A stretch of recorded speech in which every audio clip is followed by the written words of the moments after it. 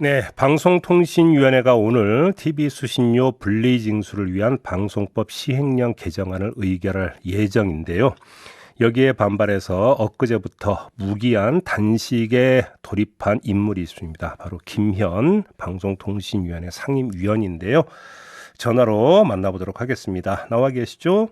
네, 안녕하세요. 네, 근데 몸은 괜찮으세요? 네, 괜찮은데요? 예, 그래요. 건강 관리 잘 하시기 바란다라는 말을 지금 단식하는 분한테 하면 안 되는 거죠. 아니, 그래도 하시는 게 좋아요. 그런가요?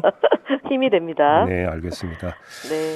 자, 일단 오늘 이게 그러면 지금 위원님을 빼면 지금 방통위원이 딱 2명인 거잖아요. 네, 그렇습니다. 그러면 2분이 지금 의결을 한다 이런 이야기가 되는 건가요? 그렇죠. 일단 그 의결 정족수에는 이게 성립이 되는 겁니까? 어떻게 되는 겁니까? 사실은 이제 저희가 5인 체제고 상임위원이 이제 위원장, 대통령 임명하는 위원장이 있어야 되는데 한상혁 위원장은 일단은 쫓아내고 네.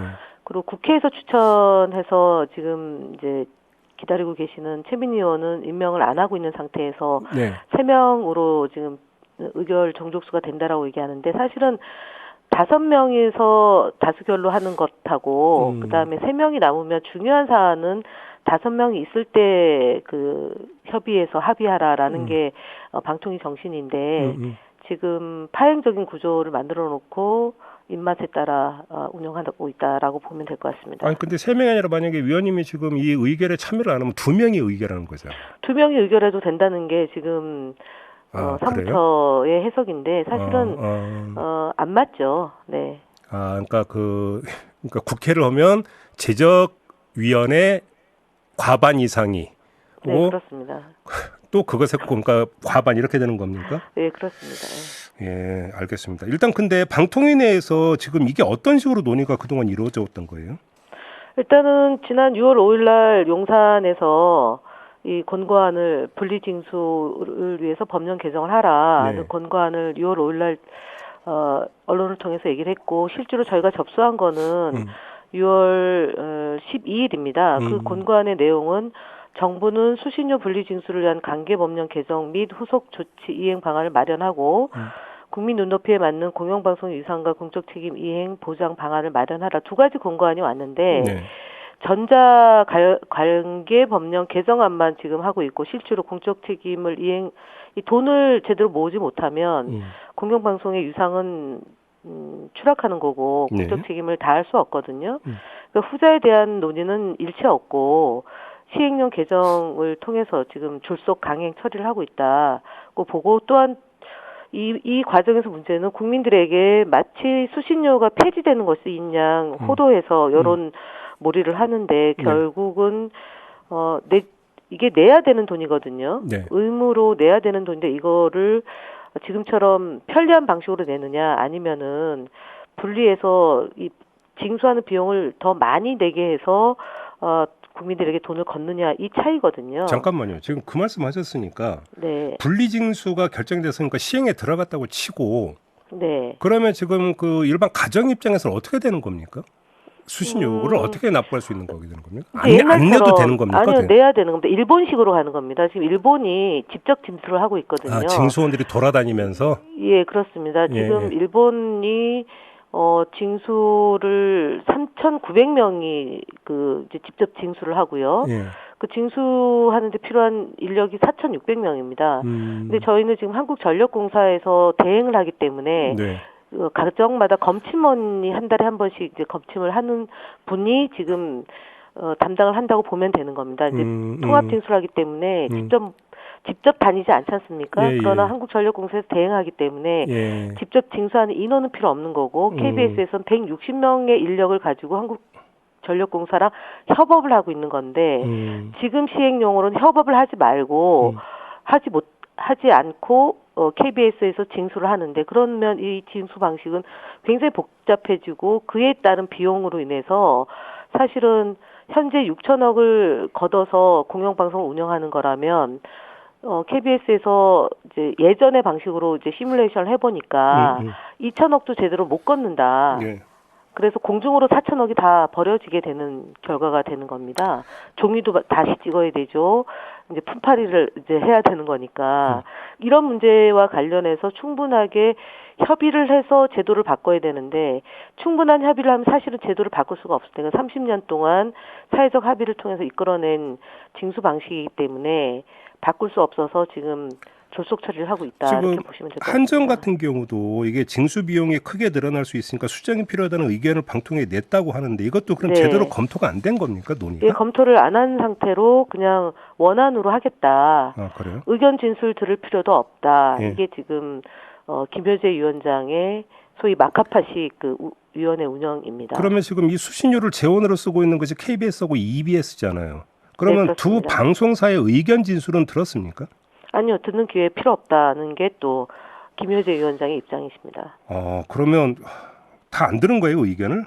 진술을? 네, 안 듣고 그냥 서면으로 제출된 의견으로 가름한다. 시행령은 그냥 그대로 한다 이런 겁니다. 결국은 속도를 엄청 내고 있는 건데 속도를 내는 이유가 뭐라고 보세요?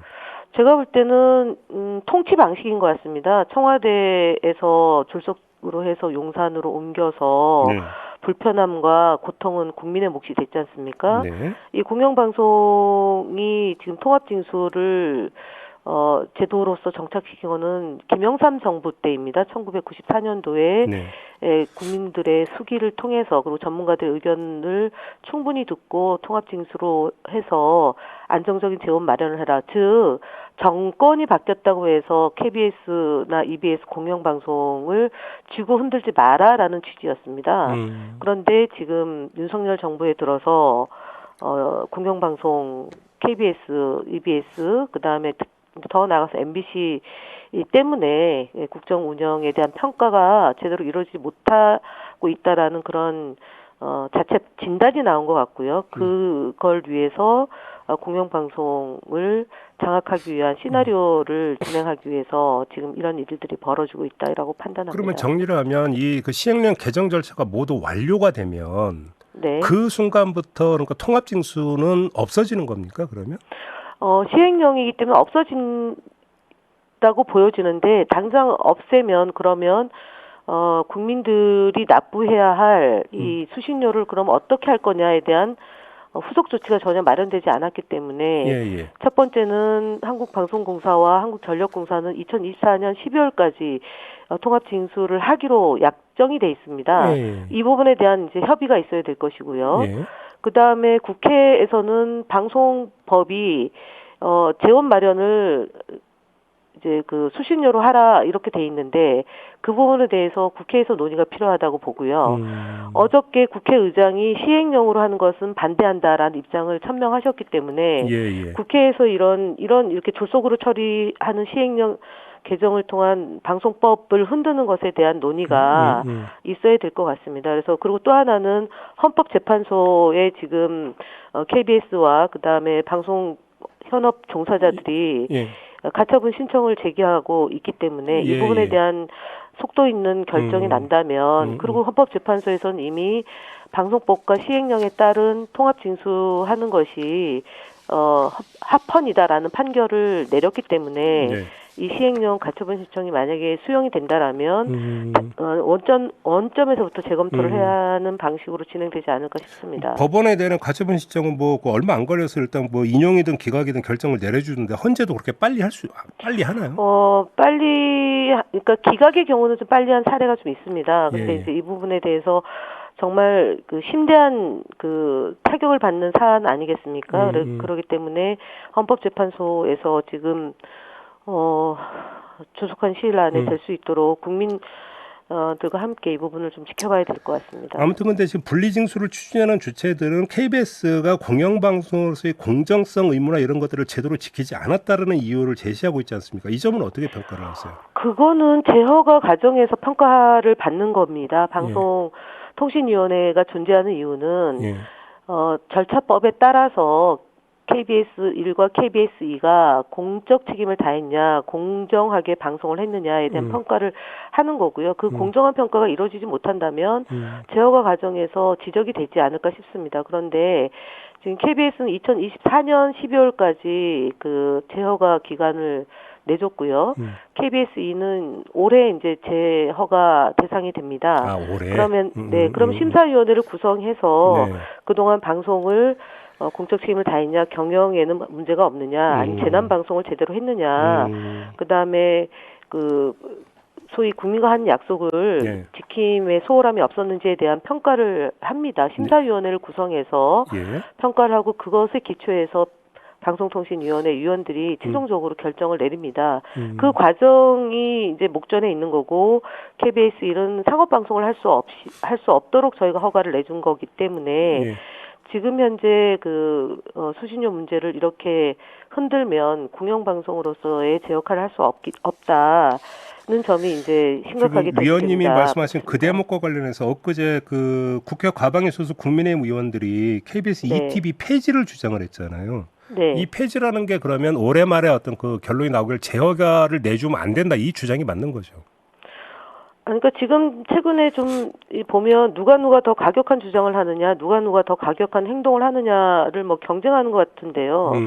이 폐지를 그렇게 의원들 몇 분이서 폐지 주장을 한다고 KBS가 폐지될 수 있는 그런 방송이 아닙니다. 네. 그러니까 공영방송으로서 재허가를 저희가 심사를 통해서 결정을 했기 때문에 네. 온전하게 방송통신위원회에서 논의를 하는 거고, 두 번째는 방송법에 한국방송공사를 마련을 했고 그것은 방송법에서 규정하고 있는 거기 때문에 위원 몇몇 분이 주장한다고 해서 되는 것이 아닙니다. 국회의 몫입니다. 아, 이거 예. 국회에서 법을 바꿔야 되는 겁니까? 네, 만약 그렇습니다. ETV를 폐지한다면? 네네. 그러면 재허가 승인을 안 내준다고 해서 끝나는 문제가 아니라는 말씀이신가요? 제어가 승인은 안 내줄 수가 없고요. 예. 제어가는 예를 들어서 650점 미만의 경우는 방송사를 폐지 또는 조건부 제어가인데요. 그 폐지의 경우는 거짓으로 보고했을 경우에 해당되는 거고요. 아, 예. 두 번째는 6개월 그 영업 정지를 하는 거거나 아니면 3개월 하거나 또는 광고를 제한을 두거나 이런 식으로 방송법 시행령에 적시가 돼 있습니다. 그래서 폐지하는 것은 650점 미만의 경우, 그러니까 아주 심각한 문제가 발생했을 때의 경우를 제외하고는 폐지는 할 수 없습니다. 그러면 ETV를 그 민영화하는 시나리오는 현실화될 가능성이 별로 없다, 이렇게 보시면 불가능합니다. 네. 불가능하다. 방송법으로 해야 되기 때문에 네네. 지금 현재 그래서 시행령으로 고쳐서 뭔가 편법을 시도하는 거 아니겠습니까? 방송법을 고쳐야 되는데 현재 여당 야당 구조가 여소야대 구조이기 때문에 예, 법 예. 개정을 통해서 할 수 없다 이렇게 봅니다.